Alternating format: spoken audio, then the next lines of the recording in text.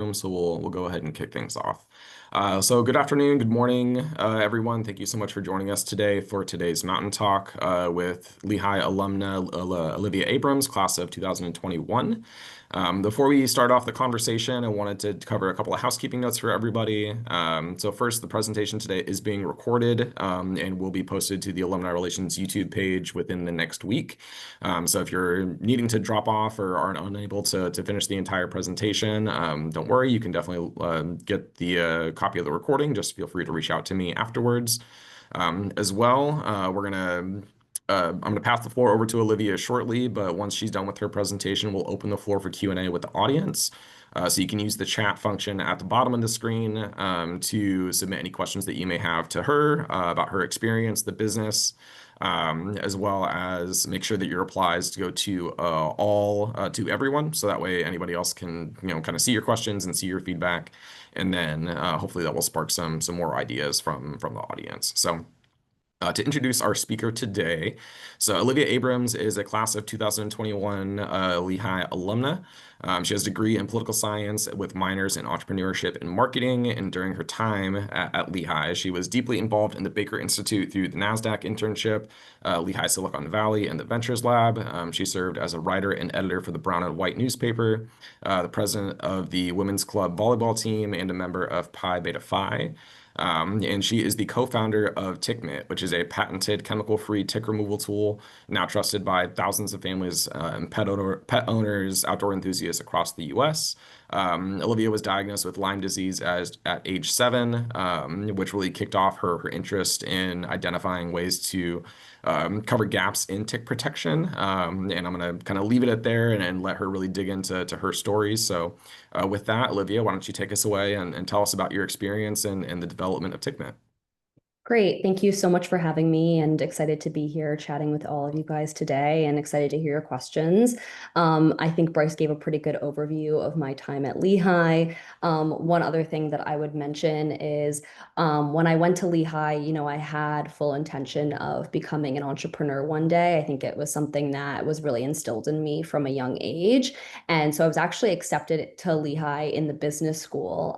But I found that for the kind of learning that I needed to really succeed, it didn't involve being in large lecture classrooms. It was really discussion-based learning, writing were my strong suits. And so I decided to become a political science major instead, which was a topic that I was really excited about, but also had few amount of credits, which allowed me to get a double minor in both entrepreneurship and marketing. So if there are any sophomores or freshmen in the room, I would definitely consider, the type of learning that best suits you, because your major is not necessarily what you're going to do for the rest of your life. So of course we are going to talk a little bit about TiCK MiTT today, and it did kind of start a little bit in the classroom at Lehigh, but as Bryce said, it really began when I was about 7 years old, when I had a tick bite. I grew up in New York City, but spent most of my time in upstate New York as a child.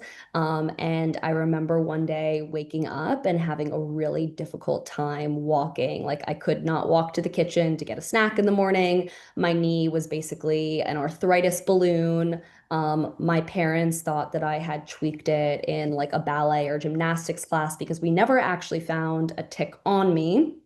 So that presented, with a huge problem of not being able to go to school. I went to countless doctor's appointments and no one could really figure out what was wrong. And it wasn't until my dad said to our doctor, we've been spending a lot of time in upstate New York. We should maybe get her tested for Lyme disease. And a few days later, I did present with what they would refer to as like a classic bullseye rash, which is very common for Lyme disease patients.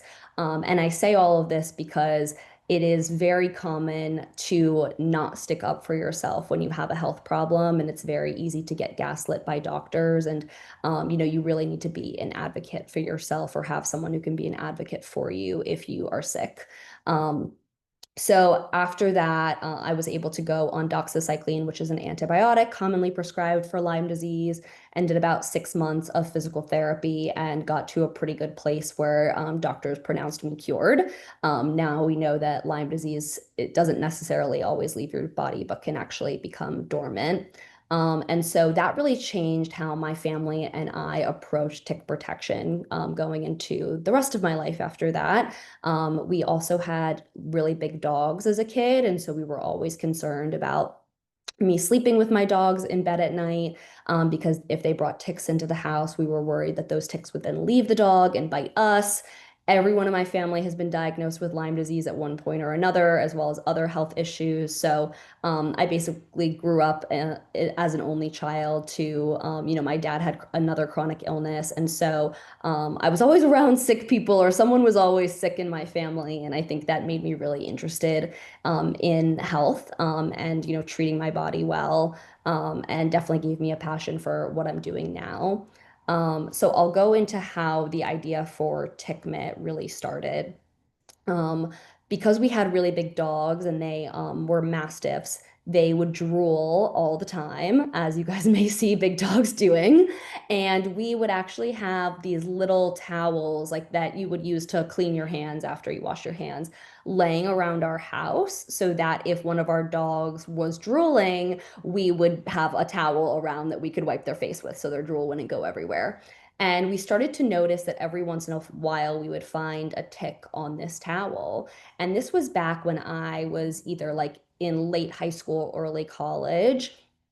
And my dad owned another company at the time, but thought this could be a business one day. Maybe we can work to re-engineer fabric specifically for tick removal. And so he actually incorporated the name TiCK MiTT in 2018. And it was just something that, we kind of thought was a fun little pipe dream or something that we would do together one day. Um, and then my senior year of college, which was, in 2021, so COVID was still kind of going down. My first semester of senior year, we were completely remote. So people weren't really going outside. But I was becoming really passionate about wanting to start a company one day and really liked the idea for TiCK MiTT. And I took Garage 2, which is a required entrepreneurship minor class with Professor Ehrig. And that's when we really came up with the fonts, the colors, the branding that you see on TiCK MiTT's website now, and kind of coming up with our initial business plan, how we were going to target pet parents in the Northeast because that's who we were. We were our customer. We had a really strong understanding of who that was. And I really thought about, did I want to start a company right after college?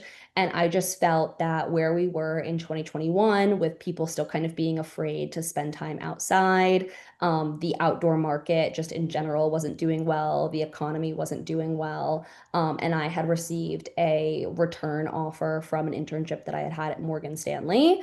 So I just thought it was not a great time to bet on myself or the job market, and I had, a way to get a great name of a company on my resume. And so I went to work at Morgan Stanley for about maybe 9 months to a year, doing an HR rotational program where I was actually a campus recruiter. So would talk to students like you every day who were interested in doing global capital markets or investment banking. And then I actually got poached from a small venture capital with a number of other Lehigh alumni where we would invest in restaurant technology. So that really gave me an opportunity to have a better understanding of what startups looked like, how to pitch to investors. Not that I actually have done that now. I don't have any investors in my company.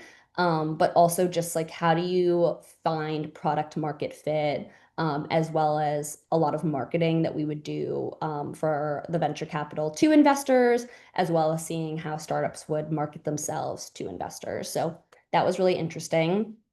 And then in end of 2022, I really just couldn't stop thinking about TiCK MiTT. It was something I was really excited about. I was doing a lot more research on Lyme disease and learned how much of a growing problem it is, especially due to climate change. And so we decided to launch TiCK MiTT in March of 2023.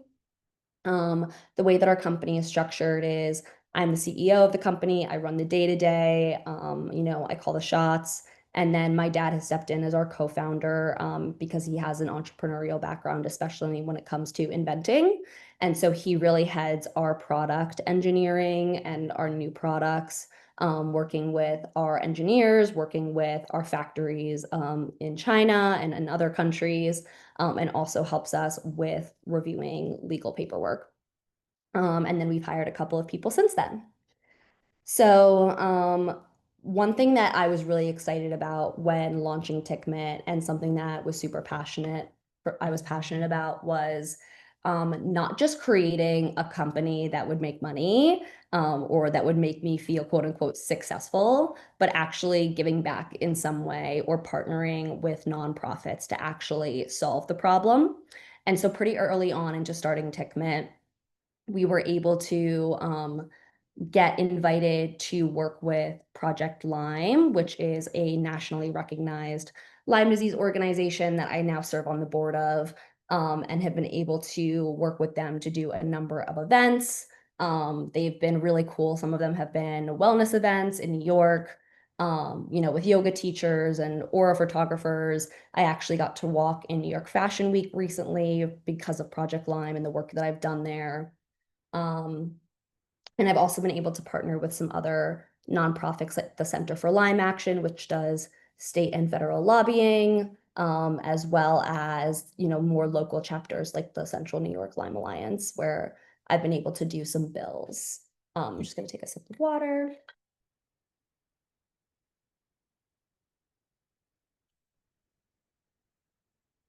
So pretty early on into starting TiCK MiTT, in addition to trying to figure out how we were actually going to continue to raise awareness for this issue with nonprofits, as well as working to actually solve the issue that we were raising awareness about with TiCK MiTT, we were able to kind of test, is this a product that people would actually buy? And so within a couple of months of launching our company, we were able to get on Good Morning America's Deals and Steals, which is kind of a flash sale. And within the first 6 hours, we sold 8,000 TiCK MiTTs. So that was able to show us that people actually were really interested in what we were doing. And we were able to kind of use that feedback to promote our product. So it's kind of, I feel like a lot of the marketing that you do in a startup is finding something that legitimizes what you're doing, using that to market your product, and then in turn something else will happen. And then you use that to market. And every, quarter, every 6 months, you want to have a big thing happen that you can kind of market your product with. And a lot of other really amazing things have happened since then, especially in the last year. Um, in December of 2024, I was able to achieve one of my goals that I always had, which was becoming a Forbes 30 under 30 in their social impact category for all of the work that we've done for TiCK MiTT, as well as Project Lyme and some of the other nonprofits I mentioned. I was able to be on the season finale of Shark Tank back in May, which was a really exciting experience. Could talk about that all day long. It was definitely one of the scarier things that I've done in my life, but it allowed us to gain a lot of publicity around our product and our mission. And that's allowed us to propel into different retailers. Just kind of having that Shark Tank stamp of approval legitimizes you in ways that can be really difficult for a newer business since we're only 2.5 years old. And then most recently, we were recognized by Time Magazine as one of the best inventions of 2025. So a lot has happened in the last year. I feel like I'm kind of running around trying to figure out how I'm going to top this past year. But some of the things that we have coming up are two new products that we're launching in early 2026, as well as some new major retailer announcements. We're going to be launching in Bass Pro Shop and a number of other stores in March of 2026. And, this year so far, we've probably sold over 110,000 units of TiCK MiTTs, which is pretty crazy. We've been able to quadruple our sales from last year to this year. And I've just been really happy to have Lehigh as kind of a resource in my back pocket. I've been really involved in the Lehigh Ventures Lab and the Baker Institute, which has provided me with a lot of networking with people who can provide advice whenever I have a problem or things that I need, and just someone to really champion me and believe in me when it can be hard to believe in yourself all the time. I always say that kind of the cycle of being an entrepreneur is like, you're like, oh, I'm a badass. This is awesome. I'm doing great. And then the next day you're like, oh, I'm not doing enough. Like, what else can I be doing? And that kind of happens every other day. And so on the days where you're not feeling your best, you have people who are out there rooting for you. Um, it's not always as glamorous as it may seem on social media. A lot of days it's about being told no, but kind of just showing up anyway. And so this really leads me to why I think creating a product with a purpose is the most important thing. First of all, I always say that if you are not solving a problem, you don't have a company. You can't just create a solution out of nowhere. And so, really identifying your problem is going to be the first thing that you do to start a company, especially when it comes to people who want to create change in the world that positively impacts others. There are a few things I would consider. The first one would be to solve what you know. Think about problems or experiences that you personally have lived and what your biggest, competitive advantage is, because you probably have a unique story that other people don't. And nowadays, a lot of companies work to be mission driven. You have to kind of have a personal brand in addition to the brand of the company that you're building. And so being able to have a story that ties into your brand really allows more people to resonate with what you're doing. The second thing I would say is start before you're ready. If you're not embarrassed by the first thing you put out into the world, you've launched too late. And so you'll never have all of the answers. You'll never feel ready. So you just need to continue to build anyway and put things out there in order to get feedback and improve. The next thing is impact drives resilience. So when you're working to help other people, you'll keep going even on the hardest days because those little comments or reviews that you get that say like, oh, this product changed my life, or this product allowed me to do something that I've never done before. Especially with TiCK MiTT, something that I hear a lot is, oh, I don't go to this trail anymore, or I don't take my dog on a walk in this area, or I've stopped gardening because I'm afraid of ticks. And so by having TiCK MiTT, they finally have something that allows them to have freedom, and reduces their anxiety about Lyme disease.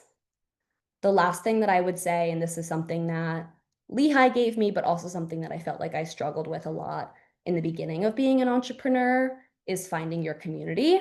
So, of course, I always had Lehigh, but I live in New York. And so, especially in the beginning, not having like a physical community was really hard for me. And I've put a lot of time and effort in the last 6 months to find more quote unquote founder friends. And I think a huge part of what determines if you're successful or not, um, is who you surround yourself with. And so by surrounding yourself with people who are what you would consider successful or are doing really well or making a difference or making a lot of money or are impressive to other people, you are required to level up. You will level up without trying. And so it's all about your professors, your mentors, your friends, who one can remind you that you're not alone, but also can push you to be your best. Um, I would say that like not just being a quote unquote patient in Lyme has turned us into like turned TiCK MiTT into a purpose. But I also think what continues to fuel me is hearing about all of the people who are continuing to suffer with this disease and just feeling like if I can create awareness or make change for one person or be a resource, it's all worth it. Like if one person can use a TiCK MiTT and avoid Lyme, I feel like, you know, I've done my job, but I'm also aiming for much bigger than that. So I would encourage you that whatever frustrates you, whatever scares you, or keeps you up at night, that's often your best idea. So entrepreneurship, and especially if it is for social change, really starts there. It starts with what scares you or makes you angry or makes you lose sleep. And thank you so much to Lehigh for having me, and I'm excited to take any questions.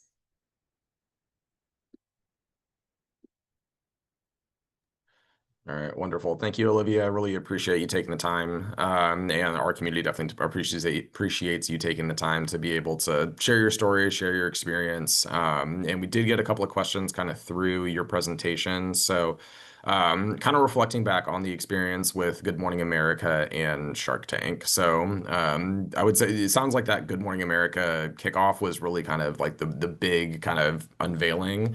So what was the process like kind of getting on to Good Morning America? And then how did you prepare the business for the potential wave of sales that you guys are going to be receiving? You mentioned that there was 8,000 units that were sold at that time. Were you guys prepared for that volume? Were you prepared with your inventory, supply chain, distribution? Kind of what was the process like leading up to it? And then kind of seeing what the final numbers looked like. Yeah, I'll talk a little bit about both Good Morning America and Shark Tank. And this goes back to almost everything great that happens to you, obviously, is about working hard, but it's also about who you know. And so, for everyone watching who's currently a Lehigh student, your GPA matters, but if you don't have a network, that GPA means nothing. You're not going to get anywhere. And so, actually taking time, even if it means, not studying for an hour, to go out and meet Lehigh alumni or meet people who are in the industry that you're in, or spending time on LinkedIn trying to connect with people who may know something about what you're doing, is the most important thing you can do for your long-term career.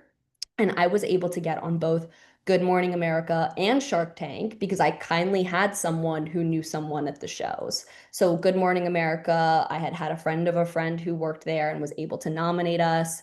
Shark Tank, I had had a friend who had been asked to be on the show before, but she didn't want to. And so she recommended me. And so having an important network is the most important thing you could possibly do.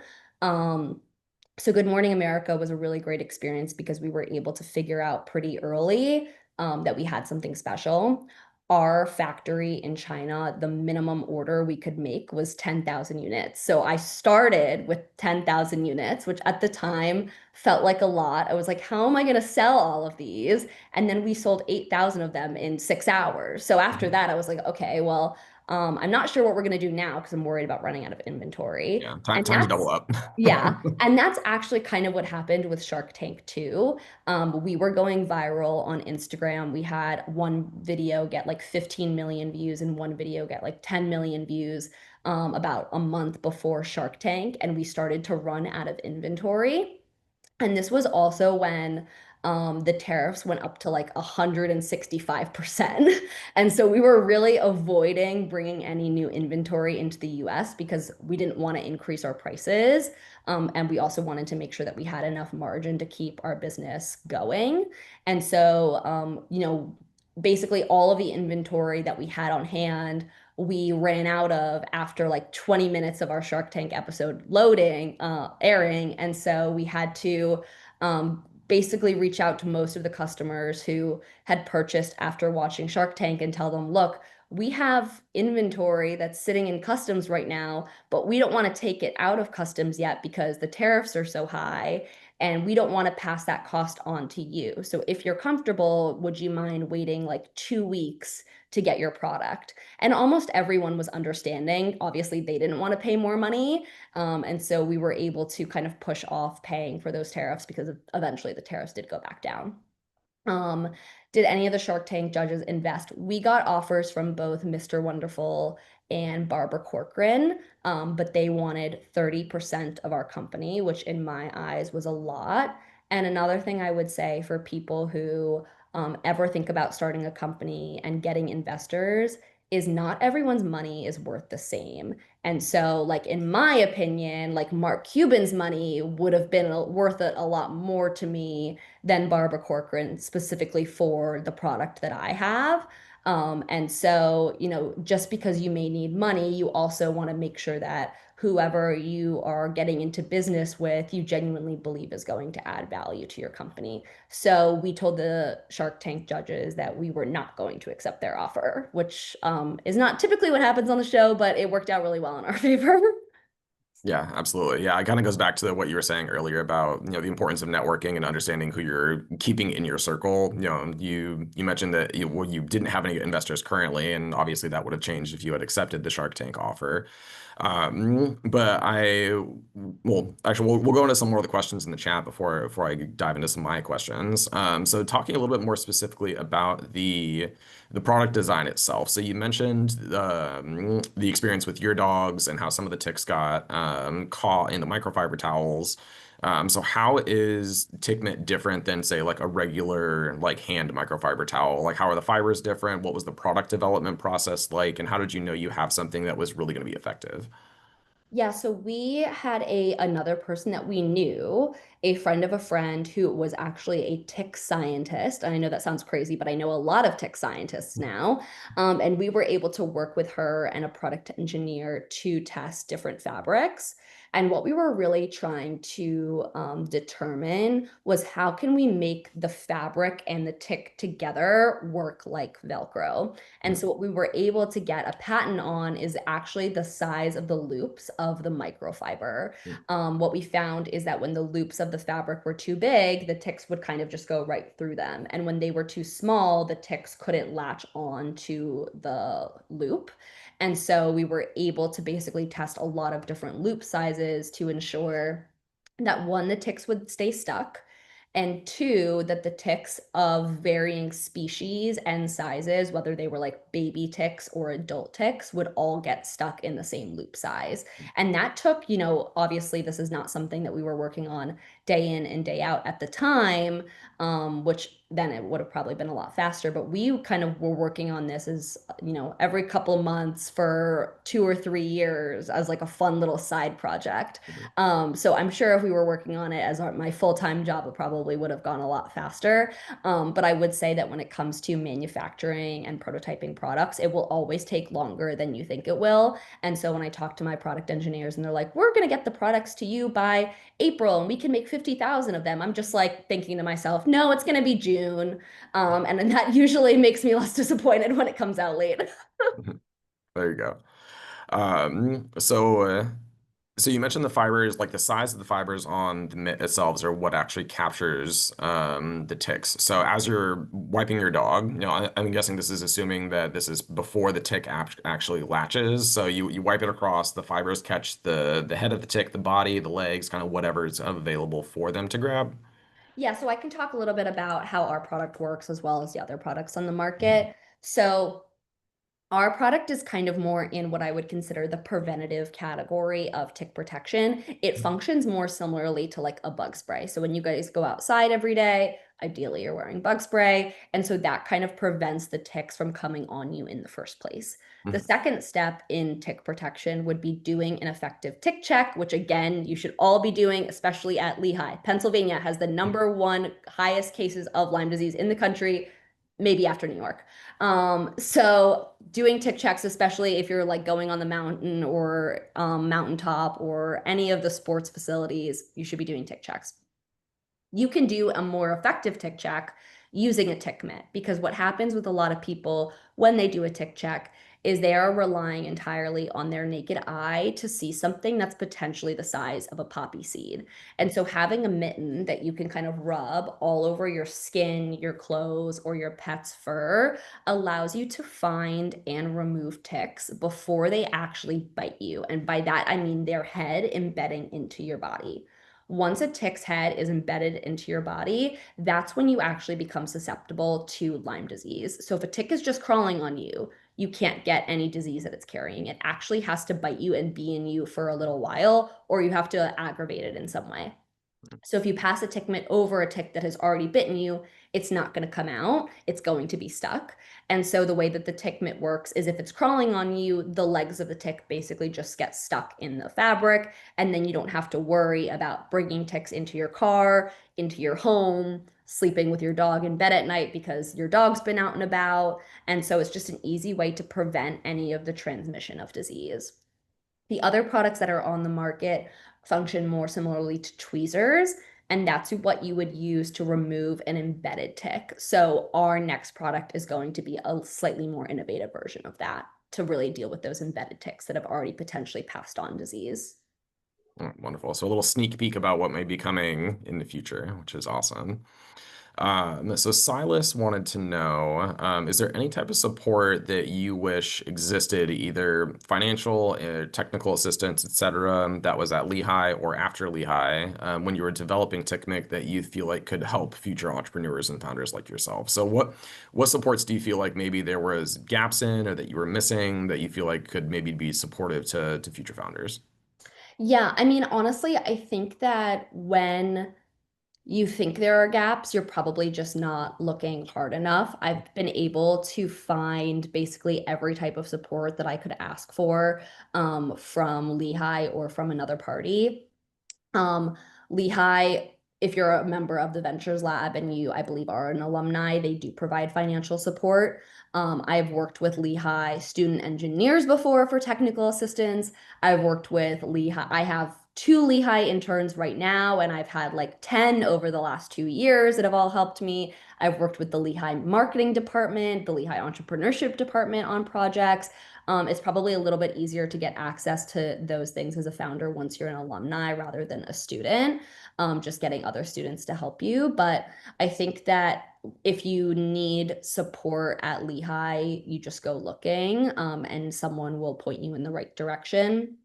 I would also say there are a lot of opportunities for funding that you can get that don't require you to give away equity. So if you're a woman or a minority or even starting a mission-driven company, it can be pretty easy to get grants or to apply for pitch competitions where you can win cash and not have to give away any equity. And that's something that I also highly suggest for founders and entrepreneurs. All right, awesome. All right, so we'll kind of go back to the board questions that I'd had. So you mentioned that you founded the company and then your father came on as a co-founder. So what has the relationship been like with your dad, obviously being being in business, but also having a family relationship with them? Do you guys ever butt heads around kind of the direction of the business or suggestions? Or obviously it's your business, your company, so you decide where it goes. But how has the business evolved or grown, and how has the relationship with your dad evolved and grown, in this new aspect? Yeah, honestly, I don't think our relationship has changed too much.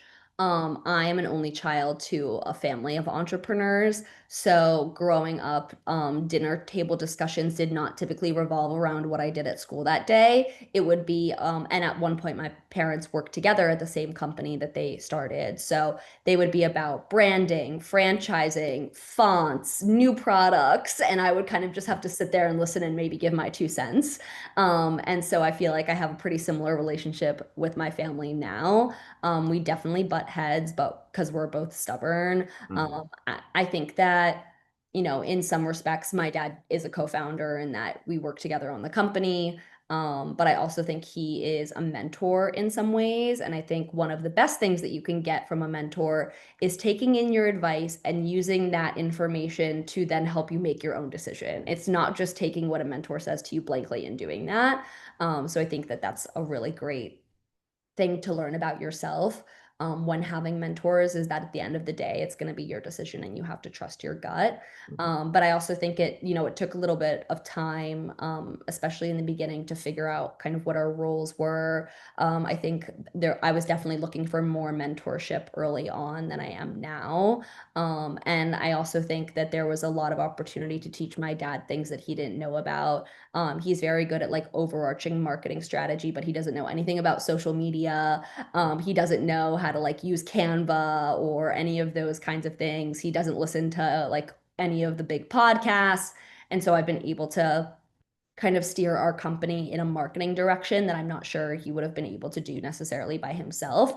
And the same thing goes with like, I don't know how to read a 20-page retail legal document. Like he's willing to like sit down and spend hours looking at that thing to try to understand what it is. And I have a little bit less patience with that. So you kind of, when you find a co-founder, you want to make sure that you come in with differing roles. as well as, especially if it's family, understanding, who's going to kind of drive the business at the end of the day. You don't want to kind of make an agreement with someone and then, a couple months later being like, no, I'm the CEO. No, I'm the CEO. And Mhm. that's what leads to problems. Yeah, absolutely. So kind of tailoring off of that, mentors that you found in the space, and you talked about having that network of founder friends. What are maybe some lessons or examples of feedback or connections that you've made, kind of as you've grown your network and met other founders in the space and people through the Project Lyme Foundation? What has it been like as you've navigated that environment, and like how have you grown as a founder through those connections, and what kind of changes would have you made kind of through those experiences? Yeah, I mean, I think that I definitely seek out mentorship when I am either having a particular problem or when I feel like I am in a period of growth.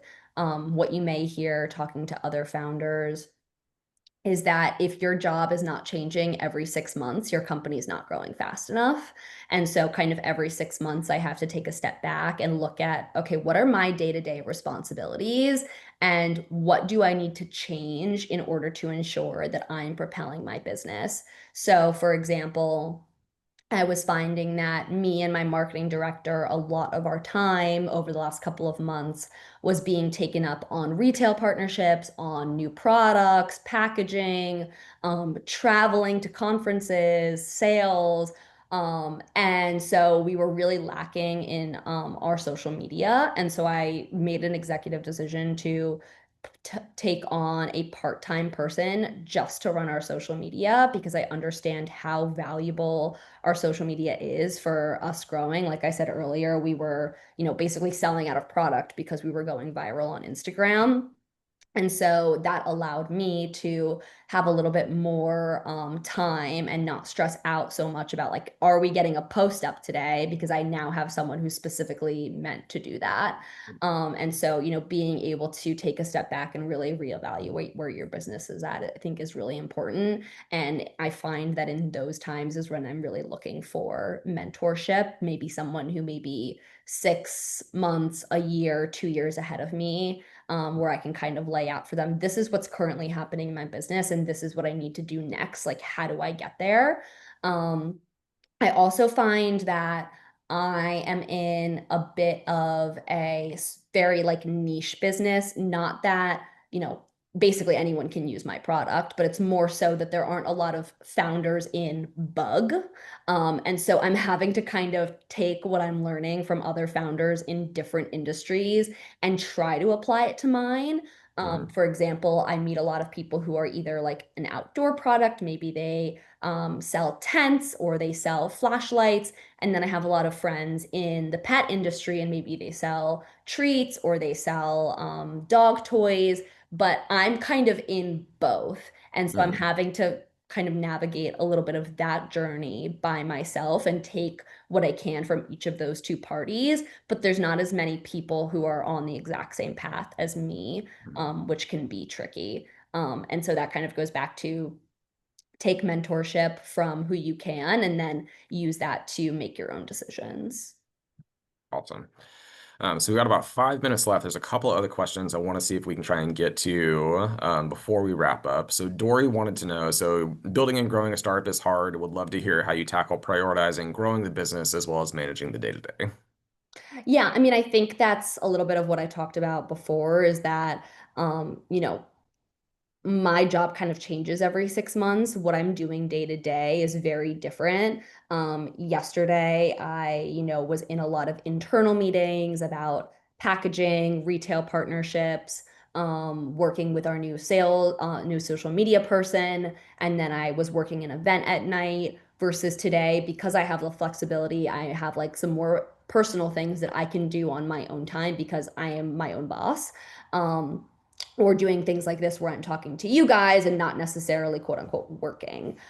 So, and then I can kind of schedule in tomorrow, maybe more like 2 or 3 hours that are deep work where I'm like, no one bother me. I just need to, get the tasks done at hand. And so that's a really fun thing about having your own company is that you do get to schedule your time how you like to, except when you log off at the end of the day, you're still thinking about work. So it's Absolutely. like I gave up my 9 to 5 so that I could work 24/7 is what a lot of people like to say. Yeah. Yeah, but there's also a benefit in being your own boss, and there are benefits and drawbacks on both sides of those things. Yeah. All right. So Carolyn wants to know, I think this may be more of a question somewhat related to Lehigh. So if you want to support mission-driven and social change-focused startups but don't want to be a founder, how would you recommend getting involved? How do you find work that Lehigh alums are doing that you want to support? So how have you stayed connected with the Ventures Lab and the Baker Institute and maybe some OAs that other alums can stay connected with the university and support missions that are similar to yours? Yeah, I think this is a great question. And this is a fun topic that the entrepreneurship department at Lehigh likes to talk about, which is intrapreneurship. And that's how you can kind of function as an entrepreneur without being a founder, whether that's in a startup as, an early employee or working at a larger corporation doing some kind of intrapreneurial forward-thinking work. When it comes to finding like a mission-driven or social change focused startup, honestly, a lot of people are building in public nowadays, which means basically posting about their journey as a founder on social media, or on LinkedIn or Substack. And so I would encourage you to, kind of go onto those platforms and look into mission-driven or social change projects that you're really passionate about, whether that's like environmental, women's rights, sexual health, whatever it is that you care about, like trying to look into those online and finding people who are already kind of building in that space and reaching out, and telling them about why you may be interested in helping them, even if that's like starts as an internship or part-time work. Honestly, most of the people that I ended up hiring worked for me part-time before. And that's how a lot of people in the startup world like to work. I would also really recommend going in person to events. There's a lot of online event platforms like Partiful or Luma, or Eventbrite, where you can find events that are pretty niche in whatever topic that you're interested in. And just going to those, introducing yourself to new people, again, expanding your network.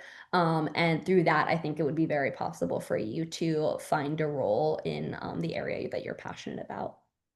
Awesome. And I think one final question to kind of wrap things up for the day, a great reflective question from Jeff. What's the biggest mistake that you've made so far, and what would you do differently looking back on that experience? Yeah, I think maybe in the beginning I would have um, tried to do a few more things myself. I think I relied a little bit too much on others to help me in things that maybe would have taken me longer, but I would have learned from, like, actually creating the fonts or doing the branding, like rather than outsourcing that or working with others to help me. Because I think a huge part of entrepreneurship is learning a new skill. Like I never took an accounting class and now I work with our accountant directly and I look over our budgets every month. So, Mhm. you kind of have to learn things that you've probably never learned before becoming an entrepreneur. And I think in the beginning that scared me a little bit. So I think kind of diving just a little bit deeper into learning some of those new skills. I would also say probably the biggest mistake is, thinking that it would take me forever to achieve my goals. I honestly, in the last year, I've achieved so many things that I've spent my whole life dreaming of, and now I'm kind of having to reevaluate what my new goals are and figure out like what is the long-term direction that I want my career to go, whether that includes TiCK MiTT or eventually doing something else. And so I think a mistake was not necessarily betting on myself enough. Mhm. And now I'm here trying to, reevaluate what's next. Yeah, well, I'm sure that there are many bright opportunities and a bright future for you and TiCK MiTT moving forward. And really want to take a moment to say thank you for the time, Olivia. I know that, as you've said, being an entrepreneur and running a business is a 24/7 thing, and you're constantly thinking about it. So being able to carve out some time to talk with us and talk with the Lehigh community about your experience has been something I have really appreciated. For the audience and those who are still here, I'm going to drop a link in the chat to the TiCK MiTT website if you're interested in picking up a product for your dogs or for yourselves. I certainly know that I need one. One of my colleagues right before the presentation started mentioned that he pulled 15 ticks off of his dogs just It is over tick the weekend. season. Please do tick checks. It Please is do TiCK trees. season, very much so. So with that, thank you all for your attention and your questions. Thank you, Olivia, and a special thank you to Morgan Nelson and the Soaring Together initiative in bringing us together and helping to facilitate this conversation. So we look forward to seeing you all in the future. And if you have any questions, please feel free to reach out to us at the Alumni Relations Office. So thank you and have a wonderful day, everyone.